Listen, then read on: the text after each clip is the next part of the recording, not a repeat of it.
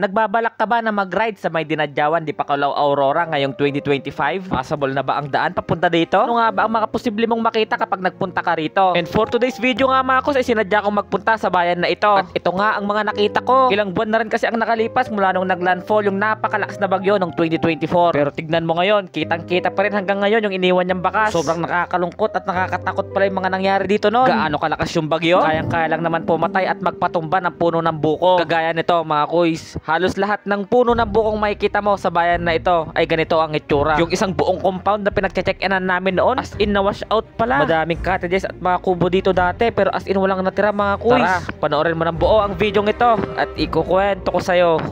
9 AM nang mag-take off kami ni Mama dito sa may Santiago City, Isabela. Isinama ko nga siya para masubukan niya namang mag-rides dito sa may Aurora Province. First time niya rin kasi makapunta sa probinsya na to. Unang gastos natin, 200 pesos para sa gasolina. Kasya na to hanggang umabot tayo ng Di Bacalao Aurora. Ongoing na nga nating tinatahak ang Santiago Saguday Road. Hanggang sa nadaanan na nga natin ang bayan ng Saguday, probinsya ng Quirino Province. Nadaanan na nga din natin ang bayan ng Aglipay. Halikumanan na nga tayo sa junction na to, na kung saan ay madadaanan natin ang bagong tulay ng Pinaripad. Nadaanan na nga rin natin ang malaking baka na nagsisilbing palatandaan na papasok na tayo ng bayan ng Mandela. Pagpasok na namin sa bayan na to ay biglang bumuhos ang malakas na ulan. Napagdesisyonan nga naming labanan to ng kapote at ituloy na rin ang biyahe. Bali kumaliwa na nga kami sa shortcut na to mga kuys, na kung saan ay nadaanan din namin ang bagong tulay ng San Pedro. Medyo maulan nga panahon no mga time na to at talaga namang lalo pang kumakapal yung fog. Finally ay narating din namin ang Disimungan Lagtipunan Quirino. Buti na lang mga kuys ay patigil na yung ulan parte dito. May mga parte lang talaga na makakapal ang fog. May mga parteng may landslide pa rin pero passable naman mga kuys. At sabi kong hindi naman ito magiging problema kapag bumiyahe ka papunta ng Di Bacalao Aurora. Pagpasok nga namin ng probinsya ng Aurora ay umaaraw na. Buti na lang din talaga nakasama yung panahon parte dito. At habang papalapit na nga kami, napapansin ko nagbabago na yung ambience. At napapansin ko na rin na madaming patay na puno parte dito. May mga parte rin na parang dinaanan ng lahar. At parte nga dito mga kus, nagulat ako sa bagong itsura ng dinadyawan. Dati napakadaming puno dito ng buko na buhay na buhay. Pero tignan nyo naman yung itsura ngayon. At pagkarating nga namin sa junction na to, nagbago na rin yung itsura ng gasolinahan dito. Sa bandang kaliwangan ng junction na to ay papunta na to ng Kasiguran at sa bandang kanan naman ay papunta ng Baler Aurora. At bali ito na nga ang bumungad sa amin na view mga kuys. May mga bahay na rin dito na bagong gawa na at meron din namang mga sira-sira pa din. Bali dito nga pala mga kus ay meron ng kuryente. At kwento nga ni Madam na pinagkainan namin karinderya ay mas priority nga nilang lagyan ng mga ilaw ang mga resort dito para makapag-accommodate na ng mga turista at makabagon agad ang dinadyawan Di Bacalao Aurora. Karating nga namin ng sentro mga kus, nagpalipad ako agad ng drone para makita ko nga kung ano ang mga nangyari sa bayan na ito. Ito ang mga nakita ng mga lente ng camera ko. Mga establishment na talagang winasak ng bagyo. Talaga palang napakagrabe yung lakas ng bagyo. Maski itong establishment na to hindi pinatawad. Kung hindi ako nagkakamali, eskwelahan to dito sa may dinadyawan na talaga namang pinahirapan talaga ng bagyo. Lalong-lalo na to, wala talagang natira sa bubong na to. Masasabi kong madami talagang nagbago nung dumaan yung malakas na bagyo. Pinasyal ko na nga rin yung lagi naming pinagche-checkinan kapag namamasyal kami dito. At ito ang nakita ko. Halos na bura lahat ng cottage at mga kubo dito. Madaming kubo dati dito mga kuys, tabi-tabi. Sobrang nalula at nagulat talaga ako nung mga time na to. At naglakad-lakad nga ako dito mga kuy, sinili ko na rin yung dagat. At sa tingin ko, parang nagbago rin yung slope ng buhangin. Itong malaking puno na lang na to ang natira. Madalas dito ako nagtatayo ng tent. Nag-ikot-ikot na nga rin pala ako mga kus para makita ng personal yung mga nangyari dito. At ito,